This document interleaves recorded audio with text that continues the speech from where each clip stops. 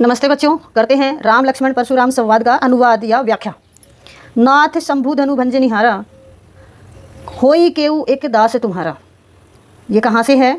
जब राम ने धनुष को तोड़ दिया था तो परशुराम जी गुस्से में होकर पूछते हैं कि यह धनुष किसने तोड़ा है। तो लक्ष्मण कहते हैं कि नाथ शंभु धनु भंज निहारा, होई केऊ एक दास तुम्हारा, कि हे नाथ, इस धनुष को, शिव के शंभु धनुष, शिव के धनुष को भंज निहारा तोड़ने वाला होई केऊ एक दास तुम्हारा, और कौन हो सकता है? वो आपका एक दास ही है।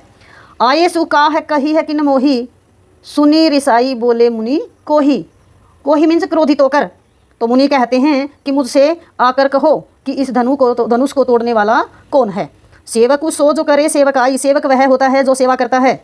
अरि करनी करी करिय लड़ाई, लड़ाई होता है लड़ाई या युद्ध, और शत्रुता करने वाला केवल लड़ाई ही करता है। सुनहु राम जेहि शिव धनु तोड़ा, सुनो जिसने सुनहु राम जेहि शिव धनु तोड़ा, सहस्र बाहु सम सो रिपु मेरा, रिपु मानी शत्रु, मोरा यानी मेरा, सहस्र बाहु के समान। हे राम सुनो, जिसने इस शिव धनुष को तोड़ा है वह सहस्र बाहु के समान मेरा शत्रु है। कौन कह रहा है? परशुराम। सो बिलगाऊ बिहाई समाजा, बिलगाऊ भी अलग होना, वह इस समाज से अलग हो जाए, अर्थात जो सभी राजा वहाँ बैठे थे उसने कहा कि इन सब से अलग हो जाए जिसने इस धनुष को तोड़ा है। न तय मारे जाहि सब राजा, नहीं तो मैं सभी राजाओं को मार दूंगा। सुनी मुनि वचन लखन मुस्काने, मुनि के वचनों को सुनकर लक्ष्मण जी हंसने लगे, मुस्कुराने लगे। बोले परशु धरी अवमाने, और अवमाने अपमान करके, परशुराम का अपमान करके बोले, बहु धनु ही तोरी लड़काई। लड़काई मीन्स बचपन में हमने बहुत सारे धनु मीन्स धनुयाँ तोड़ी हैं। कभू न असीर किनी गोसाई, हमारे ऊपर पहले तो किसी ने भी, यानी आपने हम पर कोई भी क्रोध नहीं किया। हमने बचपन में ऐसी अनेक धनुयाँ छोटी छोटी तोड़ी हैं और हम पर गुस्सा नहीं किया। यही धनु पर ममता के ही हेतु इस धनुष पर इतनी ममता आपको क्यों है? सुनी रिसाई कह भृगुकुल केतु, और ये सुनकर जो भृगुकुल केतु यानी परशुराम हैं वो गुस्से में बोले, रे नृप बालक काल बस बोलत तो ही न संभार। तुम काल के बस में होकर बोल रहे हो और तुम संभल कर नहीं बोल रहे हो। धनु ही समय त्रिपुरारी धनु, विदित सकल संसार, विदित यानी जानता है, सकल यानी सारा, संसार यानी विश्व, और धनु ही सम त्रिपुरारी धनु, तुम इस धनुष को, त्रिपुरारी यानी शिव जी के जो धनुष हैं इनको धनुई के समान बोल रहे हो, जबकि इस धनुष को तो पूरा संसार जानता है। लखन कहा हंसी हमरे जाना, सुनहु देव सब धनुष समाना। लक्ष्मण जी ने हंसकर कहा कि हमारे लिए तो सभी धनुष समान हैं। का क्षति लाभ जून धनु तोरे, देखा राम नयन के भोरे।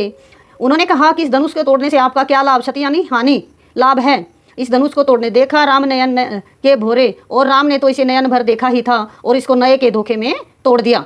छुवत टूट रघुपति ने दोषा, उसने तो इसे छुआ ही था। मुनि बिनु काज करिय कित रोसु, इसलिए आप रोसु यानी क्रोध कर रहे हो, यानी श्री राम ने तो इसे देखा भर था और यह टूट गया। बोले चिताई परसु की ओरा, रे सठ सुने ही स्वभाव ने मोरा। और परशुराम उस बोले चिताई देखकर अपने फरसे को देखकर, रे सठ यानी मूर्ख, तुमने मेरा स्वभाव नहीं सुना क्या? बालक बोली बधऊ नहीं तोरी, मैं बालक जानकर तुम्हारा वध नहीं कर रहा हूँ। केवल मुनि जड़ जान नहीं मोई, मुझे केवल निरा मुनि ही मत मानो।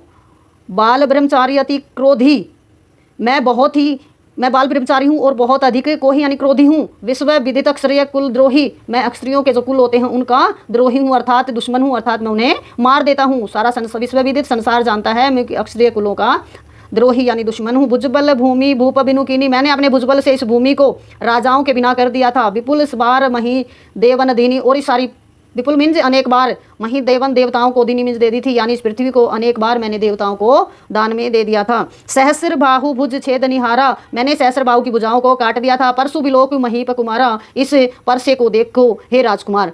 मातु पिता ही जनी सोच बस करसी महिष किशोर, हे बालक, तुम अपने माता पिता को चिंता में डाल रहे हो। महिष किशोर राजकुमार, गर्भन के अर्भक दलन, जो गर्भ में जो अर्भक यानी बच्चे होते हैं उनको, परशु मोर अति घोरा, मेरा परसा जो है बहुत ही घोर यानी भयंकर है, और जो गर्भ के बच्चे हैं वो भी मर जाते हैं इसके डर से। बिहसी लखनऊ बोले मृदुवानी, बिहसी हंसकर लक्ष्मण ने मीठी वाणी में कहा, अहो मुनीस महाबट मानी। महाबट यानी तुम महान योद्धा हो। पुनि पुनि मोहि दिखाओ कुठारा, बार बार मुझे ये आप अपना कुठार यानी फरसा दिखा रहे हो। चाहे तो उड़ावन फूंक पहाड़ू, और तुम फूंक से इस पहाड़ को उड़ाना चाहते हो। यहाँ कुमड़बतिया को नहीं, ऐसा कुमड़बतिया होता है बहुत ही कमजोर, ऐसा कोई भी नहीं है जो आपकी तर्जनी यानी ये पहली उंगली देखकर ही मर जाए। देखो कुठारू सरासर बाना, मैंने इस कुठार को और बाणों को देखकर ही कुछ सहित अभिमाना, मैंने कुछ अभिमान के साथ कहा है। भृगुसुत समझू जनेऊ विलोकी, मैंने भृगुसुत आपके जनेऊ को देखकर जो कुछ कहूँ सहोर इस रोसी, यदि मैं कुछ कहना चाहता हूँ तो मैं उसको रोक लेता हूँ क्योंकि कह नहीं पा रहा हूँ। हमारे जो कुल में है सूर्य यानी देवता पर, महिषुर ब्राह्मण पर, हरिजन हरि के लोगों पर, गाय मीन्स गाय पर, हमारे कुल के लोग देवता पर, ब्राह्मण पर, हरिजन यानी भगवान के जो व्यक्ति हैं उन पर, गाय पर, इन पर न सुराई, इन पर अत्याचार या हाथ नहीं उठाया जाता। बंधे पापू अपकीर्ति, और यदि हम बंधे यानी इनका वध करते हैं तो हमारी अपकीर्ति होती है और पाप होता है। नहीं, बंधे वध करने पर पाप लगता है, अपकीर्ति हारे इनसे हार जाने पर हमारी अपकीर्ति होती है, अयश होता है। मारता हूँ परित तुम्हारे, यदि तुम मुझे मारते हो तो भी मैं परिय पढ़ता हूँ।